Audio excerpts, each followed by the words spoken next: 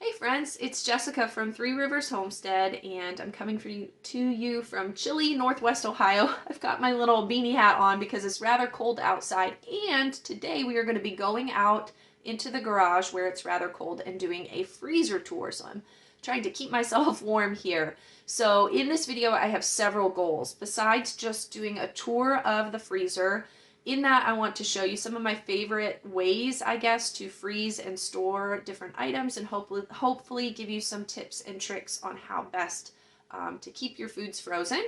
Another thing I want to address in this video is how we ensure that all of that frozen food stays safe. One of the big questions that I always get whenever I do a freezer tour is how do we ensure that we're not going to lose all of that hard work and money that we have stocked away in the freezer if there were something like a power outage. And Adam and I have a system in place to ensure that that would not happen. And so I'm going to explain that to you in case you've been looking for a way to protect your freezers in the event of something like a power outage.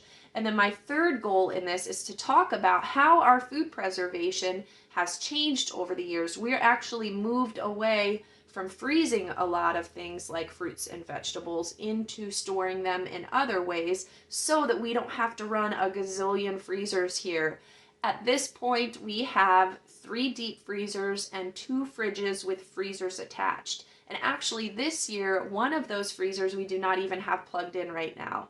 And so we reached a point a couple years ago where we thought we would need to buy more freezers, but we came to a place and we made some decisions to prevent us from having to do that. So to get started, if you would like to skip to the actual freezer tour, go to this timestamp and you can skip over me talking about our method for saving food from power outages.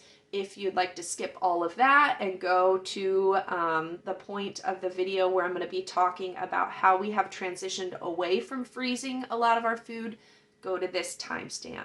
In the meantime, I'm going to go ahead and take you out to the garage and we are going to talk about our system for ensuring that we do not lose food in a power outage. All right, so hopefully you can hear me out here. We're in the garage. It's very windy out today. I did not pick a great day to film outdoors with the wind. And we also have the competing noise of the freezers kind of kicking on and running behind me. So hopefully you'll be able to hear me out here. But let's talk about our backup power system in the event of a power outage. Now, why do we even need to worry about this? Well, we live in Ohio. Throughout the warmer months in the spring, summer, even early fall, we have to worry about tornado weather where we live, and sometimes we'll get storms that can knock out power for significant amounts of time. And in the winter, we have gotten ice storms before. I remember an ice storm when I first met Adam that knocked out power for 6 days maybe. So there are weather conditions that could be a cause for concern for us here in Northwest Ohio.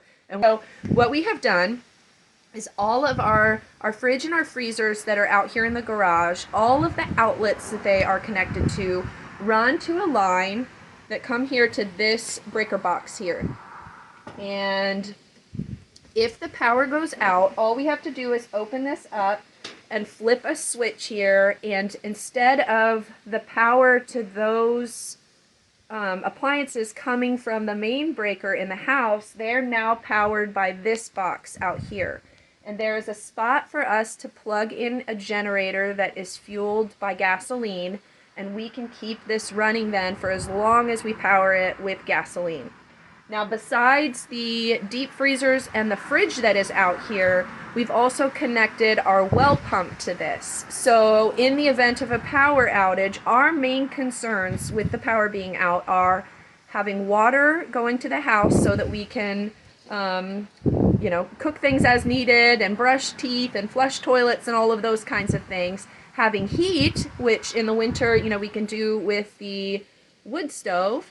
Being able to cook food, which we can do in multiple ways. We have propane stoves, we have solar ovens, we have the wood stove to cook on. And then the concern is powering these freezers and fridges so we don't lose all of the food and hard work. So that really does give us peace of mind. We work really hard to, grow our own meat and our fruits and veggies. I would hate to lose all of that in a power outage. Now, the other thing that we need to worry about isn't just power outages, it is leaving doors open on appliances. And children are notorious for that. So our way that we avoid that here in this house is younger children do not get into freezers. In fact, we keep our chest freezer that is out here, we keep it locked so that children can't accidentally open it and fall into it. That's really important for safety. And then even the stand-up freezers, only myself or the older children come out here and access them. And we come out every day. I don't come out here and shop for the week and bring all the meat that we need for the week indoors. I come out the day before and I grab the meat that I need for the next day that needs to be thawed, and I bring it inside. And so coming out here every day forces me to keep an eye on everything, and it's just habitual. When I come out here, I check every freezer and fridge just out of habit and make sure that the doors are shut and they're still running. And that is how we ensure that we don't lose. I think, you know, we don't really go on vacations because we have animals and things to take care of, but a lot of people, when they lose food, it's because they do something like go on vacation, or they only access their freezers maybe once a week or something like that, and they're not keeping their eye on the freezers to make sure they're still functioning. So it's really important not just to have a backup power system for your freezers, but to make sure you're checking them frequently so that you don't lose all of that time and money that you've invested into the food that's inside of them. All right, enough about that. Let's move on to the actual tour. Okay, let's start with this big one here. This is our commercial freezer. You may be wondering how we ended up with a commercial freezer. This was a huge blessing. There was a family member 7 years ago, a family member of mine who got extremely sick and needed daily care while their spouse was at work. And so I offered to help them for 2 months. I packed the kids up every day and went and helped take care of them. And in return for doing that, they graciously gave me this commercial freezer. It was an old freezer that they were getting rid of from a work building, and it blessed us tremendously because it can fit a lot of food. So it was already maybe a decade old when we got it, and we've had it for 7 years, and it is still growing strong. So it wasn't one that we picked out. I believe it's called a True Temp. That's the brand that it is. And what I find about the commercial deep freezer compared to other deep freezers is that we have to really pay attention to, especially because it's out here in a garage where it can get rather dirty or dusty. There's a fan or something that blows underneath it, and we have to clean it out regularly, like a couple times a year, maybe 3 times a year, and really make sure that it's clean and not clogged with dust, because that is the only thing that will affect the function of this freezer. And so long as we do that, we have had no problems with this, and it's been a great blessing for our family. So let's go ahead and I'll show you what's inside of here. Okay, I feel like I have to yell over the sound of the motor here. So let's just start up here. The top row up here is for apple cider. So we have a friend whose brother presses apple cider every year. This is organic apple cider, and they only charge $6 a gallon, which for organic, raw, unpasteurized apple cider, what an amazing blessing. And so what we do every year, they do 3 pressings of it that we are able to purchase from. And earlier in the season, we get it for drinking, and we just drink it until basically we get sick of it. And then I always try to grab some to freeze it for the winter months. I have frozen 9 gallons for this year. So my goal is always maybe twice a month, you know, through the winter, to have it as just a treat. So it may be like Thanksgiving, we might have it with our meal, and then maybe on New Year's, and maybe anyone's birthday. It's just something special that we don't get to have all the time. And I know that a lot of people will ask, well, why don't I just can it so that I don't have to waste all this? Because it's a whole shelf of my freezer here basically for this. And the reason I don't can it is because we like it raw and unpasteurized. There are benefits to drinking that if we canned it, it would kill some of those benefits. And so We just keep it up here, and then I pull it out of the freezer and thaw it when we want. It's actually delicious when it's still partially frozen. We make like an apple cider slushy out of it that the kids love. So that is basically the whole top shelf here. This shelf, this half over here is what's left of our blueberries. We also have some blueberries in bags that will be used for smoothies that are in a different place. But these are blueberries that are mostly for baking blueberry muffins or blueberry cobbler.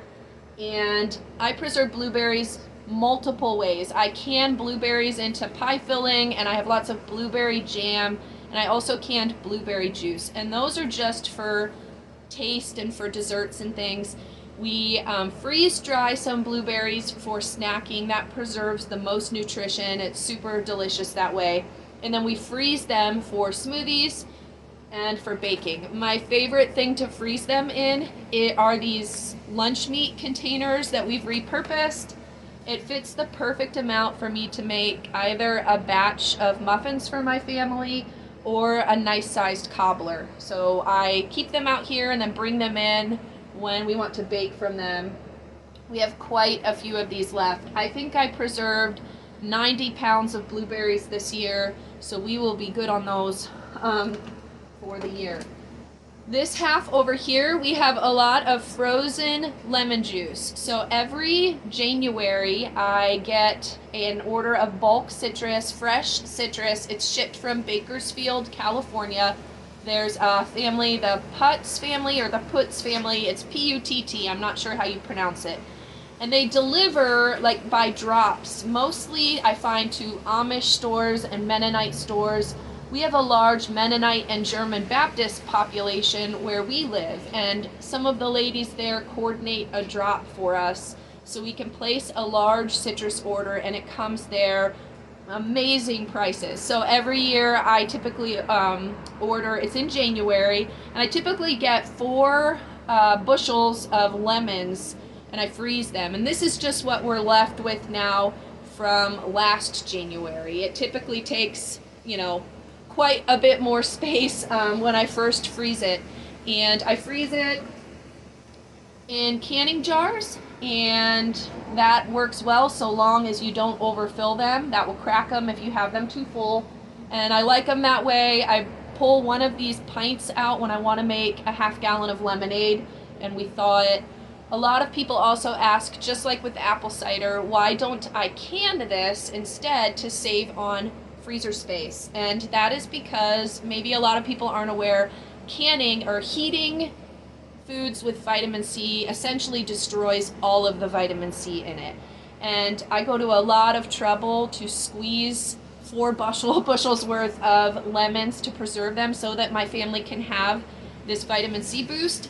And so we typically freeze it to preserve as much vitamin C as possible.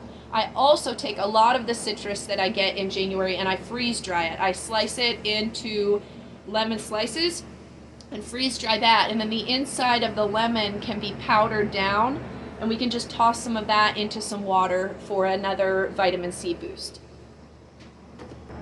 Okay, moving over here, this top shelf is reserved mainly for organ meats and other cuts of meat that maybe aren't traditional, like the tongue, beef tongue and oxtail and things like that. A lot of liver, chicken gizzards, trying to think of what else, heart and things like that. And so when I want to give my family a little nutritional boost from some organ meat, I know that I can find it up here. That's where I go for that. I believe I also, over here kind of between the organ meat and the apple cider, is where I keep my pork ribs. This next shelf down here is all bones. So it's a lot of things like ham hocks, also a lot of beef soup bones, and any chicken carcasses or duck carcasses that would need to be turned into broth eventually. Now by this point of the year, I have already done a lot of canning of soups, things like French onion soup, so I have worked through most of the beef bones, and what is left here is primarily pork bones. But we keep all the bones here, and then whenever I want to make a broth from scratch, if I don't want to dig into my canned or frozen or freeze-dried stash, I can come out here, and grab some bones to make a soup or something like that. Okay, moving down to this shelf. When you place your order with a butcher, giving your instructions for how you like it to be processed, you have lots of different options for the ham. If you don't like ham, it can be ground up into sausages or brats or whatever you like. We do like having ham, particularly in the winter. I will cook up a ham on a Friday, and that will feed us several meals throughout the weekend. It's such a wonderful thing for a large family. But I like ham, but I do not like the curing agents in a traditional ham. So when I place my instructions with the butcher, we leave these plain. These are fresh, whole hams. There is nothing in this, no nitrates, no brown sugar, none of the stuff that they would normally put in a ham when it's cured. Now another option, if you're not someone who loves a big whole ham like this, is you can have those whole fresh hams cut into what are called ham steaks. So it's the same thing, it's the same meat that would be in the ham, but they slice it into steaks that are whatever size you would like. So we typically do a mix. We have our whole hams here, and we do some ham steaks. And we do a mix of those. Those are the ways that we get our hams cut up. Down here in this box is all of our bacon from those hogs. Bacon is another one of those items that you have some choices in how you would like that to be prepared. Just like with the hams, we don't like using traditional curing agents on our bacon, things like, traditional nitrates and things like that. We use a more natural option for the nitrates, which is celery salt. A lot of people are under the impression that if it's cured with celery salt, it's nitrate free. That is not the case. Celery salt does contain nitrates. It's just a different, kind of a healthier option for curing the bacon. So we have our box here of bacon, and then this box down here is all our pork roasts. This shelf here, these are all pork chops. It's one of our favorite cuts of pork. Some of the people in my house prefer grilled pork chops even to steaks in the summer, beef steaks. So we get a lot of those. Okay, this bottom part here is all of the ground pork. There's a couple packages of that. We get all of our pork just ground into plain 1 pound packages of the ground pork. It isn't flavored at all, and there's a reason for that. You'll also see we don't have like sausages and brats and things. It's just plain. If we want to make sausage or brats, we have to do it ourselves. There's a reason for that. Let me shut these freezer doors here and I will explain that to you. Okay, so as many of you are aware, my oldest son has anaphylactic allergies to dairy and peanuts. When you take meat to a butcher, you do not have to worry about peanuts. There are no products that are going to be used in that butchering processing area that have peanuts in it. But particularly wherever pork is being processed, dairy can become a contaminant to equipment. So we cannot have any of our pork processed into something like brats. You guys know things like cheddar brats that they might make at a butcher shop. All of the equipment that makes the brats or any of the flavored sausages and things like that could potentially have cross-contamination with dairy. So we trust our butcher. We have used the same butcher for this pork for 7 years maybe, and we have explained our food allergy situation. They are very helpful. They completely understand, and so they have assured us that so long as our pork isn't run through any of the equipment that makes the brats and the other flavored meats, there is zero chance of cross-contamination on the other equipment. The other thing that they do for us to ensure that any meat that's in their facility would be safe is, a butcher shop has very strict rules and regulations concerning sanitizing equipment at the end of the day, cleaning everything out. And so what they have assured us and promised us is that our order is always processed first thing in the morning. So at the end of the day, they've cleaned, they've sanitized all the tables where they're cutting and processing meat. Everything is all clean, and then our stuff is processed first. So between not putting anything through the machinery that would have the contaminants in it and doing it first before anyone else's orders are done, we feel very safe, because the only other way we could have this meat would be to process it ourselves at home to ensure that it wouldn't be cross-contaminated. And so it is a risk that we take. We have had lengthy conversations multiple times with our butcher, and we feel comfortable that they are taking all of the appropriate safety measures to ensure that my son can safely eat the product that they butcher for us. So in some of my meal videos how I'll make my own breakfast sausage. I don't think I've ever done videos on making our own brats, but that's something I'll do in the future for you. All right, let's go ahead and dive into freezer number 2. Freezer number 2 is just a standard size chest freezer. So this is where right now we are keeping most of our beef and other types of meat. You'll actually see that we are pretty short on beef this year. We're getting pretty low. We basically have steaks and 1 brisket and a few random cuts left, and that is because 2022 was not a good year for beef for us. You guys may remember we got our 2 beef calves in the summer of 2022. They were sold to us sick and both passed away less than a week after we received them. The farmer or the rancher that sold us those promised to make good on it, and he did about 3 months later. So last fall we received 2 replacement calves. We were surprised because he was not obligated to do that, but he did that. And then within a week of receiving those, one of them passed. We have 1 calf from that last batch last fall a steer. He's a steer now, he's not a calf anymore, and he will be processed in April of 2025, and he will be what will fill this freezer once it's completely empty.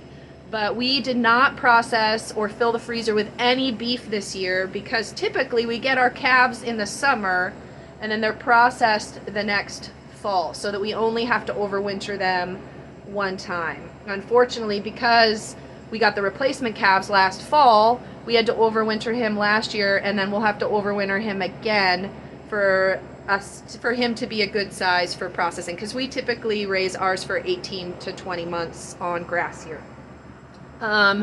So we are low on beef. Thankfully, the year before we processed 2 heifers. So the calves that we had gotten in 2021 were processed in 2022. We had 2 full beef heifers. One of them filled our freezer. The other one we had commercially canned, and that meat is in our pantry tour. It's down in cans. We have roast. So what we don't have in the freezer, we have canned up, and that's what we will eat off of. So let's show you what is in the freezer since we don't have beef right now. Okay, so over here is the ground beef that we do have. You can see we don't have very much. There's maybe 8 to 10 packages here of ground beef, so we are having to ration that just for favorite meals that we want ground beef with instead of ground pork. And then in the rest of this are other cuts of meat that we really enjoy that are kind of small and get lost in the freezer.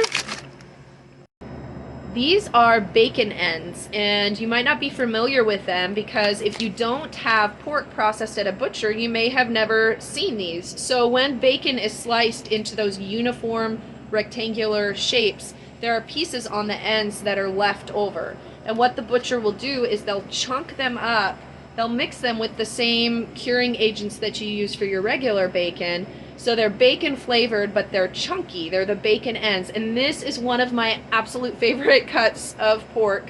What I love to do with these is for breakfast, I'll get these in a pan and fry them up. And as all that fat begins to render down as the bacon's cooking, then I throw some potatoes in, and that lard there cooks and fries those potatoes up. And I feel like these bacon ends with the fried potatoes make the perfect winter breakfast. So I have these set aside here in this spot in the freezer so that they don't get lost, and I remember to use these this winter when I want a really hearty breakfast on a cold winter morning. Otherwise, we just have a few packages of stew meat left up here. I canned up most of my stew meat that I had in the freezer, and it's down in my pantry. I think I have like 21 jars of beef stew to get us through the winter, and then there are maybe 3 or 4 packages of stew meat up here that'll make another meal or two if we want stew that isn't canned up. Okay, and over here on this side is the seafood that we currently have in the house. We do not live in an area where we have access to good, safe fishing, where I can be assured that the fish isn't contaminated with pollutants and heavy metals and things. So I purchase my fish from a company called Wild for Salmon. I am not an affiliate for Wild for Salmon. I actually bought this fish myself, but they were kind enough to give me a coupon code for you guys. So if you want some healthy wild caught fish, check out the link in my description. I believe you can get 15% off your first order with them. So what I purchase from them, I do cod and I do salmon. I use the cod to make homemade fish sticks for my children, a little healthier version than, you know, the processed fish sticks that you can get in the store. Then the other item I get is salmon. A little cost saving measure. If I purchase the salmon in these large fillets, it's cheaper per pound than when I get them cut up. And since we are a larger family, we can go through a really large fillet like this in a meal. We actually use 2 of these per meal if we have a lot of side dishes that we're having with it, you know, maybe some potatoes or rice and a vegetable. If we're maybe just having the salmon with a salad, we can easily use 3 of these per meal. So you can see we have quite a bit of empty space, and that is the goal, is to completely empty this freezer before April. All of these are bags of tomatoes, and I'm still working on filling more bags of tomatoes because I picked all of my green tomatoes off the vine before the first frost, and they are ripening down in my cellar. So as they ripen, I'll fill more bags, and then when I have them all full, we'll do a big canning day with those. Besides that, down here is just a lot of beef steaks. I see like ribeyes there and T-bones and things. Those are all of the leftover beef steaks. There is 1 beef brisket, and I think I have 2 or 3 beef roasts left over here on this side. Okay, over here I have 2 bags. These are bones. These are pork bones, and these are ones that I typically give to the dogs as treats. So we have a couple bags of that. And then there is a bag of pork fat that needs to be rendered down into lard.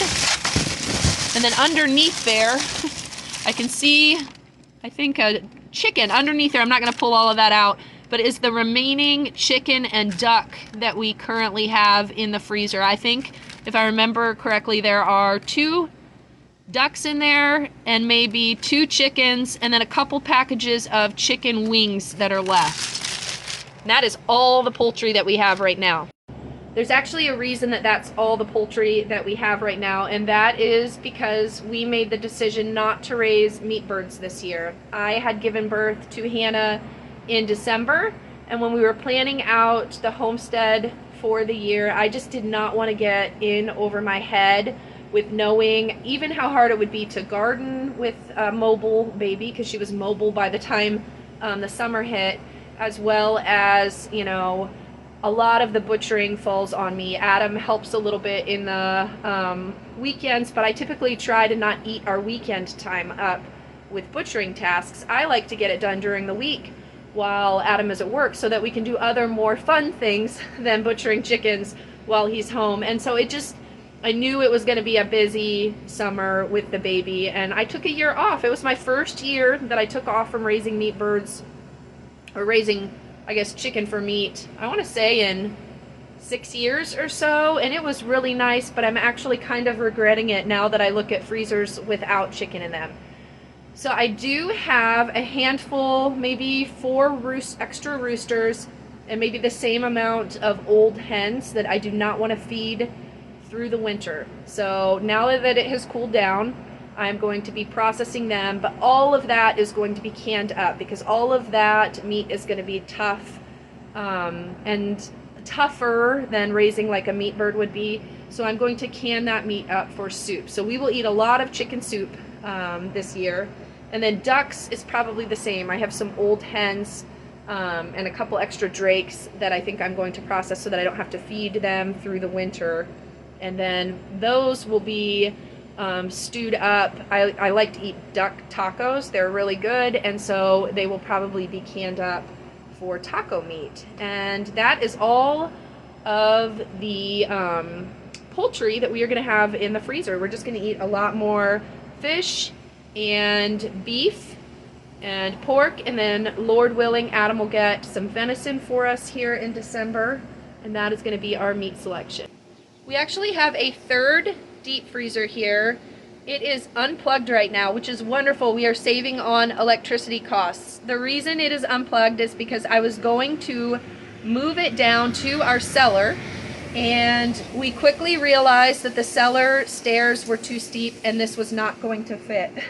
Even if we removed the door and tried to finagle it a little bit, it was not going to fit down there. So because we didn't process chickens this year, we have extra empty freezer space, and we figured we will just leave this unplugged to save on energy costs. And then if Adam does get some venison this December, we will plug this back in and fill this up with the venison, and then the beef that we process in April will go into the other deep freezers. So it's great. We only have 2 deep freezers running right now, and then it is nice to have this as backup too. If something were to malfunction on one of the other freezers, we could just plug this in until we get things fixed. So I kind of like having an empty freezer sitting here. It's really nice. Here is the freezer that is attached to the fridge that is out here. Now this contains a lot of the fruit and veggies that I don't want to can right now. So I have blueberries, bags of blueberries. There are several of those. These are for smoothies. Ooh, my hands, look how red they are from touching the freezer. These are not for baking. I showed you where I have them portioned out into smaller amounts for making muffins and cobblers. These are for making smoothies. These are frozen peaches. I have several bags of those in here as well. Down here, I have frozen nuts. I have several bags of frozen cashews. We use cashews to make our nut milk, our dairy-free milk, and I buy these cashews in bulk in like 50-pound or 100-pound packages at once. But nuts go rancid very easily because they're high in oil. So the best place to store them is in a freezer. That just keeps them from going rancid. So I have, I think, three bags of these left in here before I need to replenish them. So lots of peaches and blueberries for smoothies. And then I had a really good pepper year. So we have a lot of green peppers frozen out here.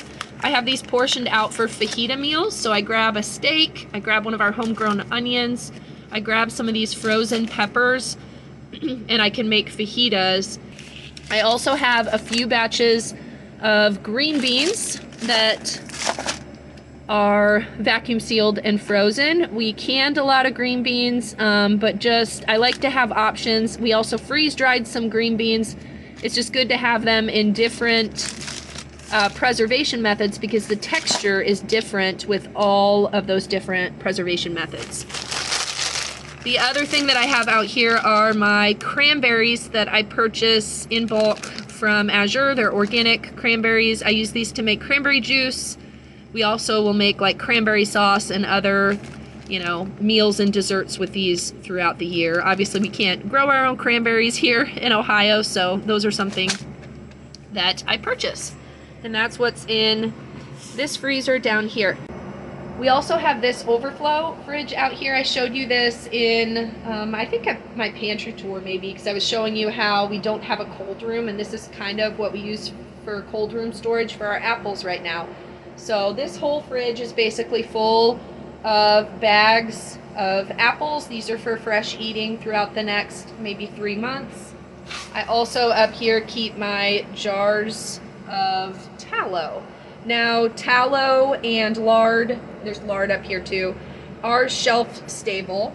but they last a lot longer, and there's less of a chance of them molding if there were any bits of meat or something that didn't get strained out, if they are kept somewhere cooler. And so since we don't have a cold room available to keep those in, I go ahead and keep these in the fridge. And I keep a couple in the fridge in the house and then replenish as needed from out here. When I render the rest of the fat that's in that freezer, it will go in here and we'll cycle through using up the older stuff. Okay, here is the last freezer that we have. This is the one that is in our fridge that is inside of the house. And in here, I just keep things that I want to have close by for convenient use, because as I've mentioned, all the rest of my freezers are out in the garage. So mostly in here, you can see this whole area here. This is all frozen pureed garlic. So I keep them in these little containers, and you can see they're in this little round shape. I typically freeze them in muffin tins, mini muffin tins. That's how I get them in that little shape. I have some muffin tins that are just like a whoopie pie muffin kind of shape that are smaller, and then I have some that are a deeper traditional mini muffin. So that gives me two different sizes that I can be working with. Now, here's a funny story. A lot of times in my cooking videos, I refer to these as garlic pucks, and people always ask me why I call them that. Well, here is the reason. This is really funny. Adam and his dad, for some reason, when he was younger, they always kept a hockey puck in their freezer. It just sort of became this weird joke that they had amongst the two of them, like, why is there a puck in the freezer? And then when Adam moved out of his home, he took his dad's puck and he put it in his own freezer. And then when I met Adam, I remember being like, why is there a hockey puck in your freezer? And it just sort of became this thing that is just kind of silly and probably doesn't make sense to anybody else. But we have always had this hockey puck in our freezer. It's not a superstition or anything. It's just this weird thing about Adam. And we've moved houses multiple times, and the puck has always come with us and gone in the freezer that is in our house. And so when I was preserving garlic years ago, I remember looking at them one time and seeing the puck, and I just kind of started referring to them because they were in these like hockey puck shapes, these round shapes in the mini muffin tin that I had referred to them as. And even now that I sometimes freeze the garlic in different shapes, like in cubes in my super cube containers and things, I still will refer to them as pucks. And it's funny because I started sharing about that maybe 5 or 6 years ago on social media, and then these pucks, I started calling it that. And now when I hear people call it puck, it kind of makes me chuckle, because I wonder if it comes from me referring to them as pucks due to this weird hockey puck thing I have going on in my freezer. So anyways, if you're ever wondering why I call them pucks, that is why. In the freezer, besides all of these little garlic pucks that I have here, this is where we keep dairy-free ice cream. This comes from Aldi. It is the best brand of dairy-free ice cream. Unfortunately, they only sell this in the summer. It's as if people with dairy allergies or who are vegans and can't have dairy for whatever reason don't want to eat ice cream in the winter. I don't know why, but it's only available in the summer. They sell this earth-grown vegan ice cream, and so I think it was the end of September we went there and we noticed that they were like selling out of it, and we bought maybe 10 containers of it, and this is the last one that we have left. So it's sitting in here and not enough for all of the kids to have, so that will probably be a treat for Adam or myself one of these days, because the kids would fight over it. Speaking of dairy-free, we also keep our vegan yogurt culture. Obviously we are not vegans, but you know, we can't have dairy, and you can actually make yogurt from dairy-free milks. So we typically make it out of coconut milk or sometimes almond milk, things like that. And so you have to have a culture to start that, and if I don't have a previous batch already going, these are the cultures that I'll use. I buy them from Azure Standard. Little things up here like frozen elderberries and some frozen blackberries that need to be used up. And then let me show you in here. frozen pesto, and then a lot of this back here is frozen fruit for smoothies, as well as for watermelon slushies. Whenever we cut up a watermelon and we have a little bit extra left, I freeze it into these containers back here, and then the children love to eat that. Maybe I'll put that in the blender with a little bit of frozen strawberry or frozen blueberry and maybe a little bit of orange juice or lemonade, and it blends up into a delicious watermelon smoothie. So we keep that. These are one of my favorite convenience foods. I buy these from Azure. The ingredients in them are just organic potatoes and nothing else. So if it's a day where I am not feeling like cutting up a bunch of potatoes and I want to make a quick breakfast casserole, I can just put these in the bottom of a pan, add some veggies and some scrambled eggs, and it makes a quick meal in just a matter of minutes. So these are just a convenience that I allow myself, and I keep it in here where it is handy. Back here, frozen celery greens for making quick broth. And then, as I mentioned, this is all my fruit for smoothies. I keep most of my frozen fruit out in the garage where I showed you, but I keep a bag of each in here, and as it empties, I go and replenish it. There's also bags of frozen bananas back there. As they get overripe, I just put them back there in a bag, and then we'll use those for smoothies as well. Down here, whenever I make a batch of waffles for the kids, if we have like one or two that are left over that the kids didn't eat, I add them to a freezer bag, and whenever I accumulate enough that I know will feed them for a meal, we will just have frozen waffles for that breakfast. I'll toast them up and it'll be really quick and easy. I don't have to make waffles from scratch. And then these are just some baby food items for Miss Hannah. And behind here, I keep extra coffee. I know there's controversy about whether or not you should actually freeze your coffee or your coffee beans, but I do freeze the extras. I find that it stays fresher and maintains more aroma if we do that.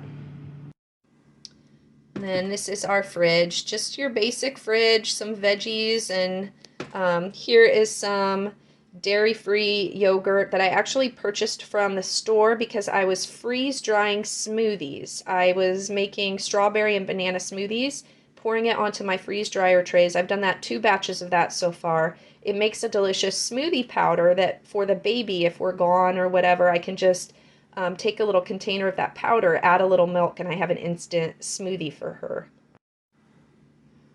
Other than that, just, some apple cider that we'll be drinking here this week, pickled peppers, lard and tallow that I'm using up, broth, some leftover cocoa and marshmallow fluff from the other day, and just some random veggies and condiments and things.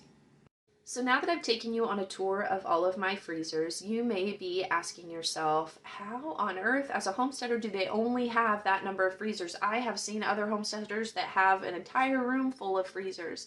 And there is one reason that we are able to only have a few freezers running at any given time, and it is due to this little miracle machine, the freeze dryer. So I know every time I bring up a freeze dryer, I get comments about, well, that's lovely for you, but that is quite an investment. And actually, it really is. I mean, a freeze dryer isn't an appliance.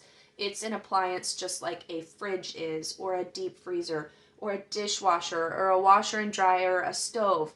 Any of those appliances that you're going to buy are going to cost quite a bit of money. They're also going to cost money to maintain, or if they were to break down, it might cost money to fix them up.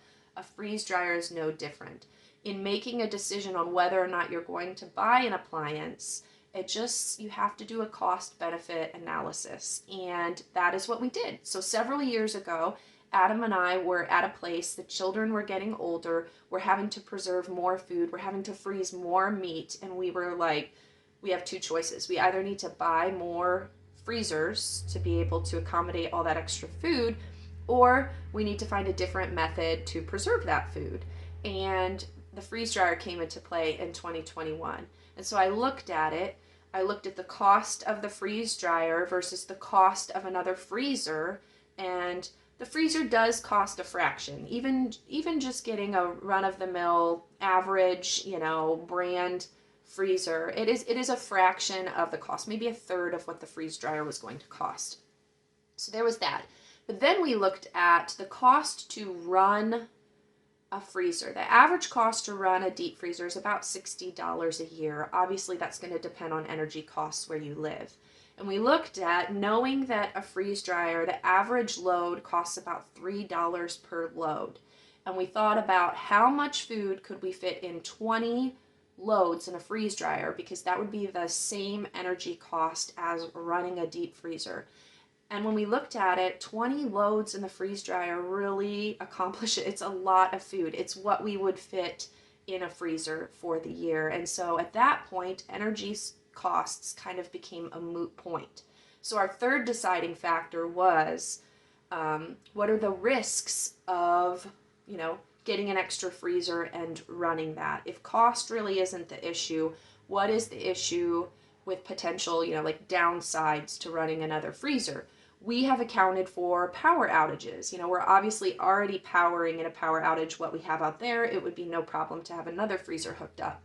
But what about freezer failure? I mean, that can happen where the freezer malfunctions, and we've had that happen before, where we're suddenly having to figure out what to do with an entire freezer worth of food. We scrambled and there wasn't freezer space in our other freezer, so we had to take some to some family members' houses and have them freeze it. I was cooking up as much as I could that week. We were canning stuff, and it just became this overwhelming process. And I thought, well, wouldn't it make more sense to go ahead and preserve it in a shelf-stable way from the beginning, so I'm not scrambling later to do that? And so after we laid all of those factors out, it really didn't make sense for us to purchase another deep freezer to have to worry about. Why not use the freeze dryer? And it has been such a blessing. You will notice in my freezer tour that there are very few fruits and vegetables now that I freeze. Really, the only fruits that I freeze anymore are things that will be going into smoothies, because texture-wise and nutrient-wise, we prefer to have those items frozen for smoothies versus having to rehydrate them from freeze-dried or having them canned, where there's more nutrient loss in those items. And then in terms of vegetables, the only items that I freeze anymore are items where it's a texture issue. I like to freeze green peppers because freeze drying them changes the texture a little bit, so they're not as good for things like fajitas. When I want to make a fajita, I want to have a frozen pepper, in the middle of winter if I don't have fresh available. And so lots of things that I used to freeze, like peas and corn and maybe squash puree, any extra eggs that we had that couldn't be water glassed, I would scramble them up and freeze them. Things like that I no longer had to use freezer space for, because I could freeze dry them. And then the benefit was that they were shelf stable for many years, decades even, and I didn't have to worry about using them up before they might get freezer burned, or oxidation would make the nutrient loss, significant. So this freeze dryer really is the reason that we haven't had to power another freezer. Space was another issue for us. Just finding the space in our garage to put another freezer, it just wasn't going to happen, versus the space to use this freeze dryer in our house. It just made more sense for us. So I know a lot of people talk about freeze dryers being rather like just a luxury item and not necessary. You could just preserve food in other way. And while that is all maybe true and totally possible, there are actually some practical reasons why using a freeze dryer, specifically for a large family that needs to put up a lot of food, is the best decision financially and practically in terms of space and everything else considered. So just a side note, I know this video is coming out in November, and the month of November is when you typically find the best deal through Harvest Right on freeze dryers. Check out the link in the video description and you can learn more, and you can benefit from their Black Friday sales. I think typically you can get $500 off your freeze dryer. You can even put them on layaway and lock in that Black Friday price if that is something you wanted to save up towards. It's been a huge blessing for my family in freezing and preserving food. So the other thing that I wanted to touch on after the tour is to talk a little bit about inventorying what you have in the freezer. So this is my system. I have used several different systems in the past for creating an inventory for frozen food. And what seems to work best for me in this season of life is to just create a list of all of the items I have. And when I go out and organize my freezer, I count the number of those items that I have. I put them on a list and I create empty boxes for each of those items. And then as I pull something out of the freezer, I check off a box. And it gives me a really nice visual for how much I have left. Now I just have a handwritten one at this point. But as the month of December approaches and I start doing a more intentional pantry challenge where I really try to eat from what we have stored away and not go to the grocery store, what I'll do is go out and really make sure I have a good, solid, accurate count of what we have in the freezers. I will hand that list to my son, who loves to make spreadsheets for me, and he'll make me a beautiful typed up version like this, just with the boxes that I can check off. And then every day when I go out to the freezer to grab the meat that I need to thaw for the next day's meals, I check off the boxes, and it just kind of gives me a visual to let me know, okay, we really have a lot of ham hocks, for example, left. So I really need to, in my meal plan in the next couple months, make sure I'm making some ham and beans, or some pea soup or something like that. And so that is how I keep track of everything that is in our freezers. And I think that pretty much covers everything that I wanted to say today about freezing food and how we manage all of that here on our homestead. All right, friends, that's it for me. We will be back next week with another video. Until then, I hope you have a wonderful week, and we will see you later. All right, bye.